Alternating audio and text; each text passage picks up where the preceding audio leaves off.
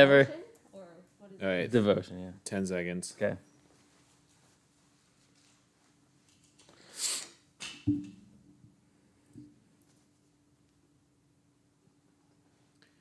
And here we go. Hey, Pat, how you doing? Doing all right. As you can tell, we are in the same room because we are. You can tell by the backgrounds. I've got nature behind me, and you've got an umbrella. An umbrella. That's right. Hanging out in the youth room. Welcome to another Devo with Patrick and Jamie. Patrick, you said there was something special about this Devo. That's true. What is special? This devotional is our 100th devotional. So Clapping 100. This is the 100th devotional special. Super exciting. And so I thought that we would take a look at the very first Bible passage we did a devotional on. I thought this looked familiar. I thought we had talked about this passage before. And Patrick, what passage would that be? That would be Luke chapter 19, verses 1 through 10. We sat in the sound booth the first time we recorded this with our laptops on our laps. Okay. And there's no video, and we had one microphone in the middle of us. And now we have video, we have audio, and we're live streaming onto YouTube. And it's just this whole big production. So for all of our 9 listeners that listen to every single one, thank you. There we go. And it's going to be interesting to see, because I don't remember what we said on the first one. You know, I don't either, but that's okay. And that's kind of a good point, too. Like, when you read Scripture, you're going to read some of the same things more than once, and often you're going to come to some maybe different kind of conclusions about where, you're at with the Scripture and what the Scripture says to you that day. There was a season where I read the same passage of Scripture for, I think it was like a month, the exact same passage. Wow. And made some comments on it and looked at it, and it actually kind of spoke differently every time I read it. So hopefully this story will do the same. So who read it the first time, Pat? I don't remember. So I think you go ahead, and I wasn't prepped. All for right, this, so I'll read it. This is Luke chapter 19, and we're going to look at verses 1 through 10. Here we go. Jesus entered Jericho and was passing through. A man was there by the name of Zacchaeus. He was a chief tax collector and was wealthy. He wanted to see who Jesus was, but because he was short, he could not see over the crowd. So he ran ahead and climbed a sycamore fig tree to see him, since Jesus was coming that way. When Jesus reached the spot, he looked up and said to him, "Zacchaeus, come down immediately. I must stay at your house today." So he came down at once and welcomed him gladly. All the people saw this and began to mutter, "He has gone to be the guest of a sinner." But Zacchaeus stood up and said to the Lord, "Look, Lord, here and now I give half of my possessions to the poor, and if I have cheated anybody out of anything, I will pay back 4 times the amount." Jesus said to him, "Today salvation has come to this house, because this man too is a son of Abraham. For the Son of Man came to seek and to save the lost." The word of the Lord. Thanks be to God. So, Zacchaeus, the short man. That's it. Zacchaeus, the wee little man. And there was a song, Zacchaeus was a wee little man. A wee little man was he. He climbed up to the sycamore tree for the Lord he wanted to see. So that was the original story. That was the original song to this story of Zacchaeus. Now, there's a little bit of controversy that one pastor friend reminded me that I think I talked about the first time.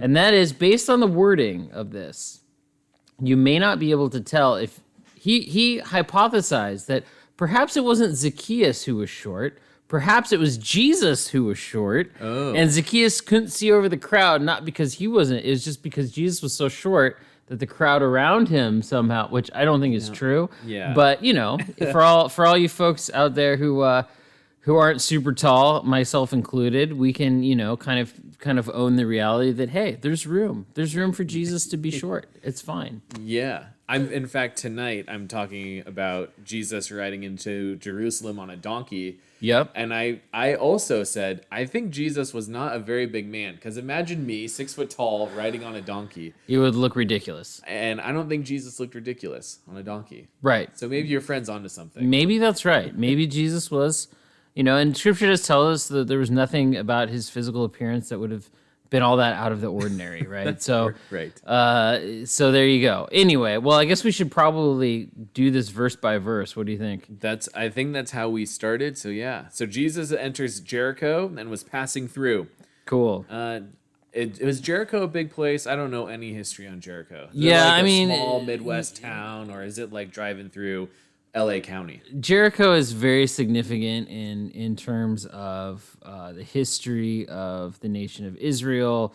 There's another little kid song talking about Joshua fighting the Battle of Jericho, and so that's when like Joshua, after Moses has passed away, and now they're going to go into the Promised Land.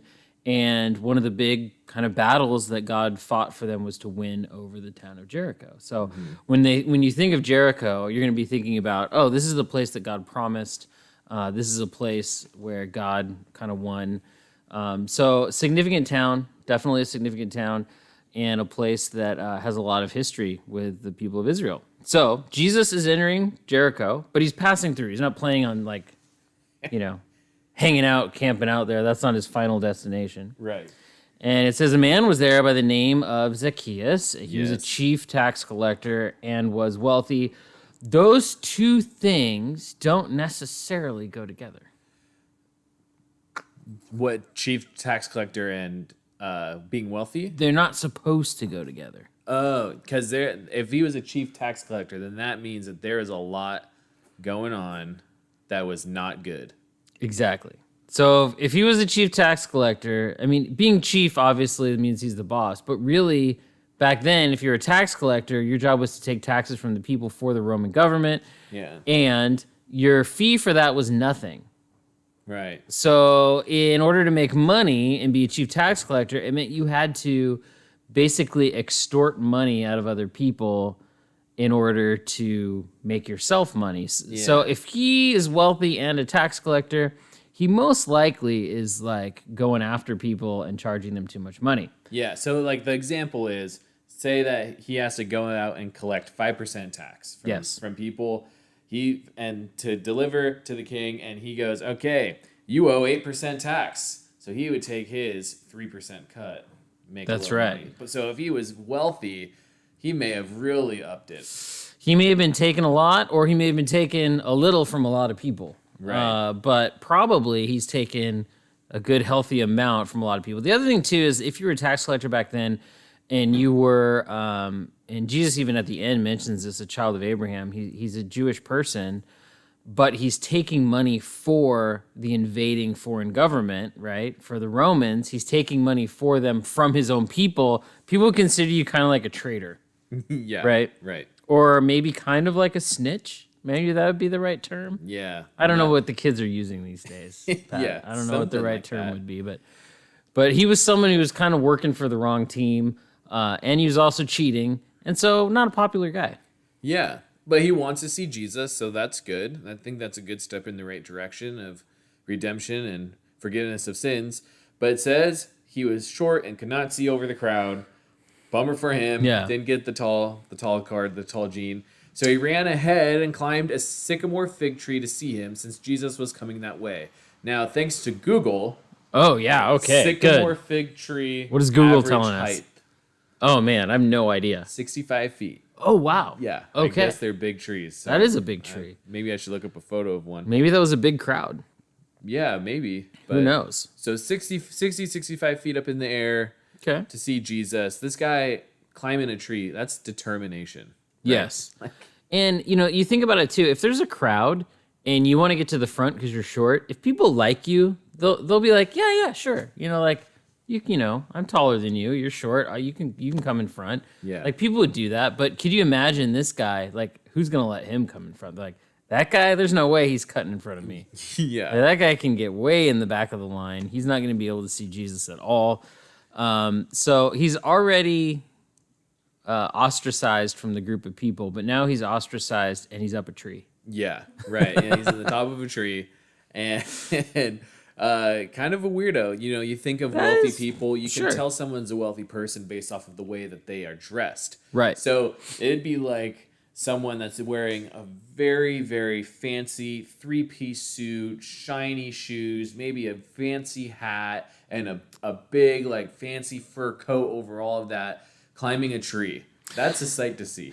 That is a sight to see. When I think about, what are the wealthiest people I know really good at, the first thing that comes to mind is not tree climbing. Yeah, right. That's not like number one, right? Like, man, those wealthy folks sure can climb trees. Yeah.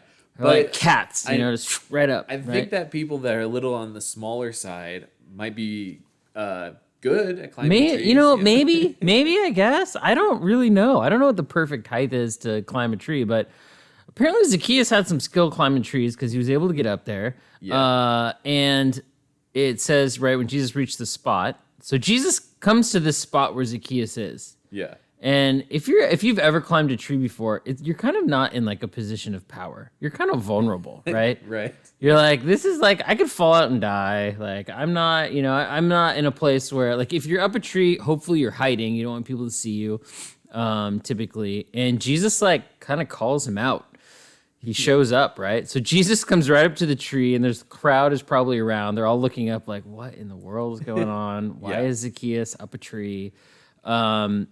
And Jesus' first line to him is, Zacchaeus, come down immediately. Yeah. Like, get down here now. And if I'm Zacchaeus and I hear my name, it's like, I'm spotted, right? I'm already called out. Yep. And then come down immediately. Now I'm also thinking, I'm in trouble, right? I've done something wrong. This teacher's calling me out. Yep. Like, I'm exposed to the world here. Like, everyone sees me. They see that I've probably done something wrong. But then Jesus says something else, right? He says, I must stay at your house today. Now, to us today, that might seem like a different thing. That might seem like that's a weird ask, like to stay at someone's house. Like, I wouldn't come up to someone and be like, hey, I'm staying at your house tonight. That'd be weird, right? No one would be excited about that. People would be like, no, maybe no. Maybe you can't stay at my house, weirdo. Right. But back then, hospitality, they were way better at hospitality. There was a lot more tradition with hospitality. So if you were to go to someone and you were a respected rabbi or teacher and you said, I want to stay at your house, that was an honor. It was an honor to have a noble, intelligent, respected person, especially someone who's coming to town who has a crowd around them. They could stay in anyone's house if they wanted just by asking. Yeah. And Jesus instead chooses to stay at the house of the person who is kind of like the most notorious sinner in town. Yeah. Interesting. Yeah. Very interesting. That's true. And his response is Zacchaeus came down from the tree and welcomed Jesus gladly. And I was thinking about this. If Jesus showed up at my house and was like, I'm staying here, I'd say, absolutely. And I think even if you showed up at my house and you're like, I'm staying here, I'd say, okay, come on in. We'll figure this out. But if I was parked my car and walking the block that it takes to get to my door and someone followed me and then just came on in and I didn't know who they were and said, I'm staying here, I'd go, strange, but okay, maybe. I don't know. You're nicer than I am. I'd be like, no, you're not. There's a hotel across the street. Like, you can stay there. I think what's also interesting here is Zacchaeus is welcoming him, and he's welcoming him gladly. He could have said no. He could have said, I'm not worthy. He could have said, but instead he does say like, oh yeah, of course. Like, you can stay at my house. In my house, if we have people over, the first thing we do is we have to clean the bathroom. Oh, yeah. Because, like, our boys, man, they just make a mess. Everywhere they go, they make a giant mess. My kids can use the bathroom once, and it looks like, a rest stop bathroom in the middle of, the Midwest on a highly trafficked freeway. That's kind of like our house. So, you got to go, like, clean up all the bathrooms, put all the junk away, make sure the house looks nice, do the best you can when you have people over. And imagine, like, the work that Zacchaeus would want to do to get his house ready for Jesus, but he doesn't really have time. It's like, Jesus is coming over no matter what. Yeah. And there's kind of a metaphor here for us too, because it's like if we want Jesus to come into our lives, into the house of our hearts, a lot of times we think we need to like clean it up first, right? Right. Yeah. Like we need to we gotta like move the furniture. We gotta, sanitize our own hearts. And the reality is we just need to welcome Jesus gladly. Right. It's like you can come in. It's messy, but you can come in, right? Yeah. But So even like Zacchaeus being a sinner, known sinner in the community, welcoming Jesus into his house gladly, that sent ripples through the crowds. Yep. It says, verse 7, all the people saw this and began to mutter, he has gone to be the guest of a sinner. So I guess it's not actually Zacchaeus welcoming Jesus gladly. It's Jesus choosing to be with the sinner Right. that sent ripples through the crowd. yes. And so the crowd are having a hard time because it's like this guy Jesus is choosing to be the guest, like you said. And that means that, normally you'd think if you're going to go be the guest of someone, you're going to find the most worthy person. And Jesus doesn't find the most worthy. Instead, he finds the most needy, Yeah. the person who needs him the most. So Zacchaeus, we don't know what actually happened here, but verse 8, something happens, right? Because it says, but Zacchaeus stood up and said to the Lord, look, Lord, here and now I give half of my possessions to the poor. And if I have cheated anybody out of anything, I will pay back 4 times the amount. Now, this is crazy to say, right? Like, you think, oh, yeah, he's not telling the truth. There's no way. Like, that can't be true that he would do this. How could he give half of his possessions to the poor? You think about it, and if you know folks out there who are pretty wealthy, and they said, you know what, I'm going to give like 10% of all my stuff to the poor. People would like throw parties. It'd be a big deal. If they have a lot of money, it might make like a newspaper headline. Yep. But when you hear someone say, I'm going to give half, just right out of the gate, like I'm giving half, that is a really big deal. Yeah. And giving to the poor in this time was a really big deal because they didn't necessarily have the structures that we have today to take care of the poor. And today we're not doing a great job at it, by the way. But there are structures that are out there and there are things in place that if people are having a really hard time, you have a government that tries the best they can to take care of the poor. Back then it was kind of like if you were poor, you may be on your own, you may die. You really had to live on the people and people giving you money or people helping you out. And so now Zacchaeus is making this attempt to do the right thing. Yeah. We don't know what Jesus told him, right? It doesn't say anything in between there that Jesus was like whispering like, hey, Zacchaeus, like, you need to give more to the poor. It doesn't say that. It just says that he went to his house and now here's what's happening. Yeah. And I like to think that Zacchaeus was literally just moved by the Spirit. Yep. Just Jesus being present was a huge deal. And like you said, giving half possessions to the poor, it's also even more crazy that Zacchaeus said, if I have cheated anybody out of anything, I'll pay back 4 times the amount, which means that he'll give everything back and then work hard enough to give back 3 more of everything. Yeah, what I'm thinking is like, you're going to lose all your money. You're going to lose all your money. You're going to have nothing left. Yeah, and you're going to be in debt. Yeah. Technically, because this is a sort of transaction. Yeah. But what Jesus says back, maybe was their first interaction, their first communication back and forth. Today, salvation has come to this house because this man too is a son of Abraham. Yep. For the Son of Man came to seek and to save the lost. And here's what's so important about this is Jesus doesn't say to him, today this man has paid people back, and because he paid people back, he's saved. That's not what it says. It says today salvation has come to this house. What maybe the people didn't know at this time, they hadn't figured out, is that Jesus is salvation. Yeah. And Jesus showed up to this house, and Zacchaeus, his only job was to welcome Jesus in. That was it, right? We see that something in Zacchaeus' heart changes in what he says, in this statement that he makes. Yeah. But when Jesus comes here and he shows up, what happens is there is this justice and restitution that's happening simply by Jesus being present. So the person who